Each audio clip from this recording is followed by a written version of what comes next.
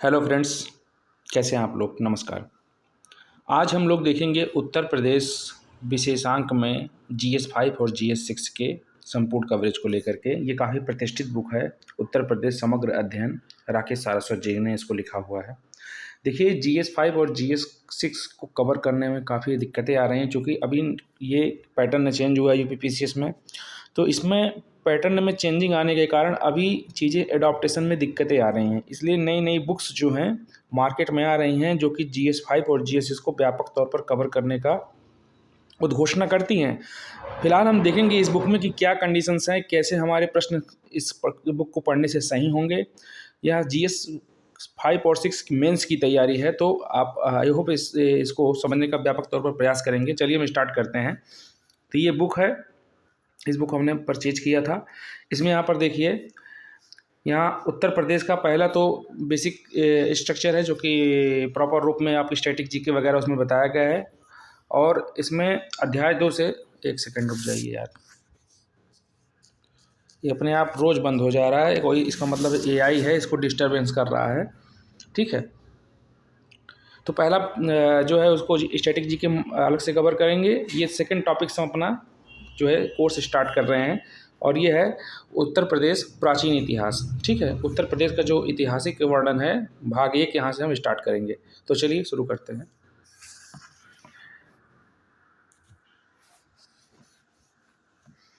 ये देखिए, उत्तर प्रदेश का प्राचीन इतिहास। यहाँ पर देखिए लिखा है कि उत्तर प्रदेश का इतिहास उतना ही पुराना है जितना कि मानव सभ्यता या ह्यूमन सिविलाइजेशन। प्राचीन काल से गंगा के मैदानी क्षेत्र में स्थित होने के कारण मध्य देश के नाम से इसे जाना जाता था। हाल ही में विभिन्न स्थलों पर हुए उत्खनन से प्राप्त अनेकों महत्वपूर्ण अवशेषों से इस क्षेत्र की प्राचीनता का पता चला हुआ है। प्राचीन भारतीय इतिहास के तीनों कालखंडों में विभाजित किया गया है। तो आपको पता होगा कि प्राचीन भारतीय इतिहास को 3 भागों में बांटा गया है। एक प्रागैतिहासिक काल, एक प्रागैतिहासिक काल ऐसे ऐतिहासिक काल को कहते हैं जिसमें कोई लिखित साक्ष्य नहीं प्राप्त होता है, कोई ऐतिहासिक साक्ष्य नहीं प्राप्त होता है। खुदाई के आधार पर हम जो है तय करते हैं कि ये जो है मानव सभ्यता इस समय की हुई होगी। आद्य ऐतिहासिक काल किसे कहते हैं? तो आद्य ऐतिहासिक काल उसको कहते हैं जिसके लिखित साक्ष्य भी मिले हैं और खुदाई में भी साक्ष्य मिले हैं, परंतु लिखित साक्ष्य को आज तक पढ़ा नहीं गया, जैसे हड़प्पा सिविलाइजेशन। और ऐतिहासिक काल जिसके लिखित साक्ष्य मिले हैं और हम पढ़ भी लिए हैं, उसको हम ऐतिहासिक साक्ष्य कहते हैं। इतना आई होप क्लियर हो गया होगा। आगे बढ़ते हैं। प्रागैतिहासिक काल में पाषाण संस्कृतियों को रखा जाता है, जो कि पत्थर के औजार थे। आपको फल्क संस्कृति और स्लेट संस्कृति मिलेगी, आगे हम देखेंगे इसको। उसके बाद आद्य ऐतिहासिक काल के अंतर्गत सिंधु घाटी सभ्यता और ऋग्वैदिक सभ्यता को सम्मिलित किया जाता है, और मौर्य काल से ऐतिहासिक काल की शुरुआत होती है। ठीक, यहाँ पर देखिए प्रागैतिहासिक काल, प्री हिस्टोरिक पीरियड इसको किस लिए कहा जाता है? तो मानव सभ्यता का आरंभ पाषाण काल से होता है। हमको पता है कि हम लोग पहले पत्थर के औजार यूज करते थे, गुफाओं में रहते थे, शिकारियों को जानवरों का शिकार करके खाते थे। ठीक है, तो यहाँ पर देखिए प्रागैतिहासिक काल को 3 भागों में बांटा गया है। एक पूरा पाषाण काल, एक मध्य पाषाण काल, एक नवपाषाण काल। यहाँ पर देखिए नीचे चार्ट है, थोड़ा मैं इसको एलिब्रेट करता हूँ। देखिए यहाँ पर प्रागैतिहासिक काल या प्री हिस्टोरिक एज में 3 भागों में बांटा गया है, पूरा पाषाण काल, मध्य पाषाण काल, नवपाषाण काल। ये काफ़ी जो है शुरुआती नॉलेज है। आपको NCERT अगर आप पढ़े होंगे, कवर किए होंगे, तो उसमें इस चीज़ को आपको नॉलेज मिला होगा। पूरा पाषाण काल ये जो है 5 लाख से 10,000 ईसा पूर्व तक के समय को बोला जाता है। तो 5 लाख से 10,000 ईसा पूर्व के समय को हम क्या कहते हैं? पूरा पाषाण काल कहते हैं। 10,000 से 6,000 ईसा पूर्व तक के समय को मध्य पाषाण काल कहते हैं। और ये उच्च पाषाण काल जो है, यह नियोलिथिक पीरियड जो है 6,000 से 1,000 ईसा पूर्व तक के समय को कहा जाता है। आई होप आपको ये चीज़ पता होगा कि ईसवी और ईसा पूर्व में क्या अंतर है। जो वर्तमान में चल रहा है टाइम लाइन, देखिए यहाँ पर अगर मूल बिंदु मान लें तो वर्तमान में जो चल रहा है ये ईसवी है, और आगे जो चलेगी वो भी ईसवी होगी। लेकिन यदि ईसवी से आप पीछे जाएंगे तो ये ईसवी पूर्व हो जाएगा। ठीक है, लेकिन यहाँ पर जब 0 डिग्री है, 0 मूल बिंदु है, यहाँ पर ईसा मसीह का जन्म हुआ था। ठीक है, तो ईसा मसीह के जन्म को हम क्या बोलते हैं, ईसवी पूर्व या ईसा पूर्व बोलते हैं। तो आई होप ये समझ में आया होगा। समय में पीछे जाना ईसा पूर्व है, समय में आगे जाना ईसवी होता है, ठीक है। इतना तो प्रॉपर नॉलेज आपको होगा ही। फिर देखिए यहाँ पर पूरा पाषाण काल को भी 3 भागों में बांटा गया है। पहला होगा निम्न पूरा पाषाण का, दूसरा मध्य पूरा पाषाण, तीसरा उच्च पूरा पाषाण काल। घबराइए मत, अगर ये समझ में नहीं आ रहा है तो मैं यूथ कंपटीशन का लेकर के आऊँगा, उसमें व्यापक तौर पर इस चीज़ के बारे में, इस समय की संस्कृतियों के बारे में बताया गया है, वहाँ पर मैं कवर करूँगा। फिलहाल अभी आप यहाँ पर देखते हुए चलिए। निम्न पूरा पाषाण काल को 5 लाख से 50,000 ईसा पूर्व के टाइम पीरियड को बांटा गया है। मध्य पूरा पाषाण काल को 50,000 से 40,000 ईसा पूर्व तक के समय को बांटा गया है। उच्च पूरा पाषाण काल को 40,000 से 10,000 ईसा पूर्व तक के टाइम पीरियड में बांटा गया है। और 10,000 से फिर मध्य पाषाण काल आपका स्टार्ट ही हो गया था 6,000 तक, और नव पाषाण में 6,000 से 1,000 ईसा पूर्व तक। इतना तो समझ में आ गया होगा। चलिए आगे बढ़ते हैं। वो ऊपर देख लीजिए, मैंने जो छोड़ा था यहाँ पर देखिए। पूरा पाषाण काल में मानव पूरी तरह असभ्य, बर्बर और जंगली हुआ करता था। वह प्रायः नदियों के किनारे अथवा गुफाओं में रहता था एवं शिकार कर भोजन संग्रह का कार्य करता था। इस युग में अनेक महत्वपूर्ण स्थल उत्तर प्रदेश में प्राप्त हुए हैं, जिनसे भारत के प्रारंभिक इतिहास का पता चलता है।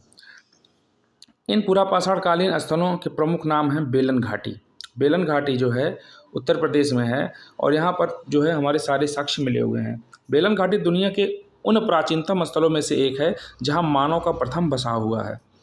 यह सोनभद्र से निकलने वाली और यहाँ बहने वाली बेलन नदी या टोंस की सहायक नदी है की घाटी में स्थित है। यहाँ पूरा पाषाण काल के तीनों मतलब निम्न पूरा पाषाण काल, मध्य पूरा पाषाण काल और उच्च पूरा पाषाण काल के अवशेष प्राप्त हुए हैं। तो आपसे अगर क्वेश्चन में पूछ लिया जाए कि उत्तर प्रदेश में किस स्थान पर पूरा पाषाण कालीन के तीनों पूरा पाषाण कालीन के साक्ष्य प्राप्त हुए हैं, तो आप कहेंगे बेलन नदी घाटी में जो है प्राप्त हुए हैं। यहाँ पर देखिए, बेलन घाटी पुरास्थल की खोज एवं उत्खनन कार्य का श्रेय इलाहाबाद विश्वविद्यालय के पूर्व अध्यक्ष प्रोफेसर जी.आर. शर्मा को जाता है। यहाँ लोहदा नाले के समीप अस्थि निर्मित मातृ देवी की प्रतिमा है। अस्थि निर्मित मातृ देवी की प्रतिमा की एक सुंदर मूर्ति मिली हुई है। इस तरह की मूर्ति भारत में अन्यत्र कहीं नहीं है। यहाँ के निवासी आरंभ में आखेट आदि के लिए क्वार्टजाइट की पत्थर या कठोर एवं रूपांतरित पत्थर से बने औजारों का प्रयोग करते थे, किंतु कालांतर में जैस्पर एवं चट आदि के लिए चमकीले पत्थरों की सहायता से फलक औजार बनाने के लिए प्रेरित हुए। इसका मतलब इस टाइम पीरियड को हम क्या कहते हैं, फलक संस्कृति कहते हैं। पूरा पाषाण काल में फलक संस्कृति आप कह सकते हैं उसको। पूरा पाषाणकालीन अवशेष सोनभद्र स्थित सिंगरौली घाटी तथा वाराणसी क्षेत्र के चकिया जो कि जनपद चंदौली में है से प्राप्त हुआ है। उत्तर प्रदेश में, इसलिए मैंने कहा कि बेसिक आपको मैं बाद में ले आऊँगा, क्योंकि उत्तर प्रदेश यदि आप यहाँ पे इसे बांटेंगे तो इलाहाबाद, चंदौली, सोनभद्र ये अगल बगल के ही रीजन है। ये अब यहाँ इलाहाबाद आपका जान लीजिए कि एमपी से सीमा साझा करता है। उसके बाद यहाँ पर सिंगरौली ये भी एमपी से सीमा साझा करता है। सोनभद्र तो करता ही है। तो मैं कुछ ट्रिक बनाया हूँ एमपी से बॉर्डर साझा करने वाले, बिहार से बॉर्डर साझा करने वाले, तो उस ट्रिक को मैं आगे लेकर के आपको बताऊंगा, जिससे कि आपको व्यापक तौर पर हल्कापन महसूस होगा और आपको सारी चीज़ें याद भी हो जाएंगी। उसके बाद यहाँ पर देखिए, उत्तर प्रदेश की मृदभांड संस्कृति। मृदभांड बेसिकली होते क्या थे, इसमें इस बारे में बताया गया है। तो प्राचीन इतिहास की जानकारी पुरातात्विक स्रोतों पर निर्भर है। आपको पता है पुरातात्विक स्रोतों में मृदभांड या मिट्टी के बर्तन इसको कहा जाता है। मृद मतलब मिट्टी, भांड माने बर्तन, तो मिट्टी के बर्तन को मृदभांड कहा जाता था। इसका महत्वपूर्ण स्थान था।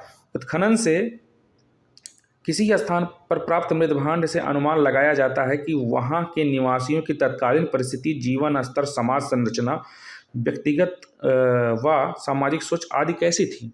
उत्तर प्रदेश में कई कालखंड में कई मृदभांड मिले हुए हैं। पहला है गैरिक मृदभांड, OCP इसको कहा जाता है। इस बर्तन को 2000 ईसा पूर्व से 1500 ईसा पूर्व तक मनाया जाता है। अब ये 2000 ईसा पूर्व से 1500 ईसा पूर्व को मैं आप एलिब्रेट करता हूँ। देखिए 2000 तो ये पूर्व का समय है, ठीक है।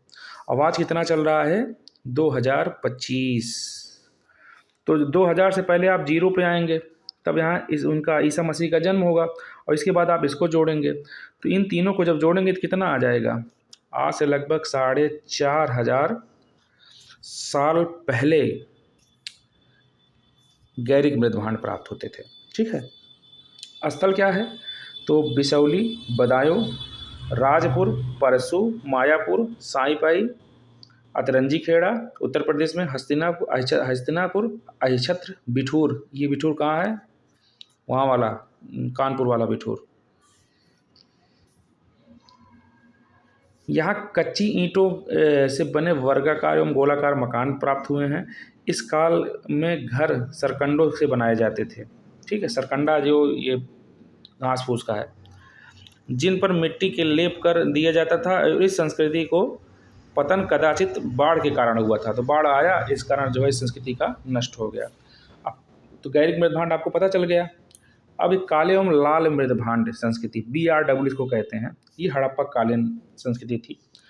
यह स्थल है अतरंजी खेड़ा, अहिछत्र, हस्तिनापुर, आलमगीरपुर आदि। अब मैं ये चीज़ बोल रहा हूँ, अतरंजी खेड़ा, अहिछत्र, अहिछल्य जो है ये पांचाल की राजधानी है। अतरंजी खेड़ा उत्तर प्रदेश के एटा जिला है ये। हस्तिनापुर ये आपका मेरठ वाला है। आलमगीरपुर हिंडन नदी के किनारे है, उत्तर प्रदेश। आलमगीरपुर हिंडन नदी के किनारे पर, यमुना। तो ये जो मैं आपको बता रहा हूँ, इसको आप मैप में भी प्रॉपर देखने का प्रयास करिए कहाँ पर है ये, क्योंकि आप उस टाइम पीरियड के तब देखेंगे कि ये संस्कृति यहाँ पर थी। जैसे मैंने ऊपर देखे बिसौली, बदायूं वगैरह बता दिया, तो इस चीज़ को आप वहाँ देखने का प्रयास करिए और कल्पना करिए। क्योंकि आप देखेंगे और कल्पना करेंगे तो आपको बेहतर तरीके से जो मैं पढ़ा हूँ उसको और अच्छा आपको मिलेगा। चित्रित धूसर मृदभांड संस्कृति, PGW क्या होता था? यह काल वैदिक काल में था। हड़प्पा संस्कृति हो गई, इसके बाद आएगा वैदिक काल, जो कि ग्रामीण टाइम पीरियड है। देखिए, मैं आपको एक चीज़ बताना चाहता हूँ। सबसे पहले पाषाण युग आया। पाषाण के बाद देखिए ये जो आपका हड़प्पा कालीन है, ये नगरीय युग था, प्रथम नगरीय युग था। उसके बाद फिर गांव वाला युग आ गया, बाढ़ आया और सब चीज़ें यहाँ खत्म हो गया, तो फिर गांव वाला युग आ गया। तो वैदिक काल गांव का युग था। ऋग्वैदिक और उत्तर वैदिक काल। स्थल अहिछत्र, आलमगीरपुर, हस्तिनापुर, अतरंजी खेड़ा, जोखड़ा, मथुरा आदि। चलिए आगे बढ़ते हैं। उसके बाद चौथा मृदभांड है उत्तरी काले पॉलिश युक्त मृदभांड, या NBPW।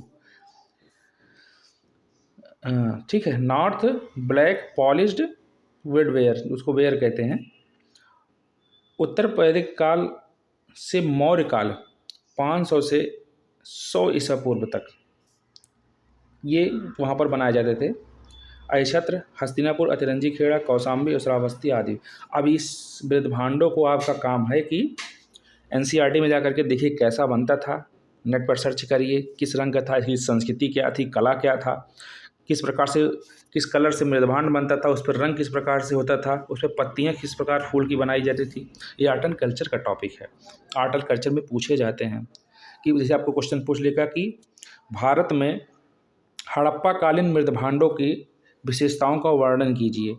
तो हड़प्पा कालीन मृदभांडों में आप उसके वर्णन करेंगे, या प्राचीन भारत के मृदभांडों की विशेषताओं का या संस्कृति का वर्णन कीजिए। तो वहाँ पर आपको चारों मृदभांडों को दिखाना पड़ेगा, उसके टाइम पीरियड को दिखाना पड़ेगा, उसकी संस्कृति के बारे में बताना पड़ेगा, कैसी नक्काशी उसको बारे में बताना पड़ेगा। तो ऐसी चीज़ें आपको वहाँ पर पता होनी चाहिए। जब आप प्रॉपर नॉलेज 360 डिग्री में लेंगे तभी आप एलिबरेट कर पाएंगे वहाँ पर।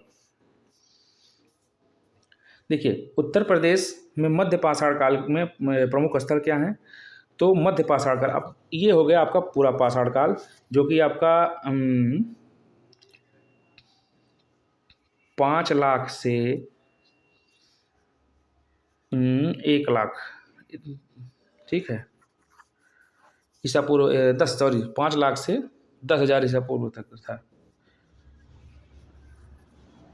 एक सेकंड हम देख लेते हैं, भूल गए यार क्या था। हाँ, 5 लाख से 10,000 ईसा पूर्व तक था पूरा पाषाण काल। अब 10,000 से 6,000 ईसा पूर्व तक, 5 लाख से 10,000 ईसा पूर्व तक वो था। अब यहाँ पर देखिए, तो पूरा पाषाण काल 5 लाख से 10,000 ईसा पूर्व तक। अब 10,000 से 6,000 ईसा पूर्व तक आपका क्या होगा?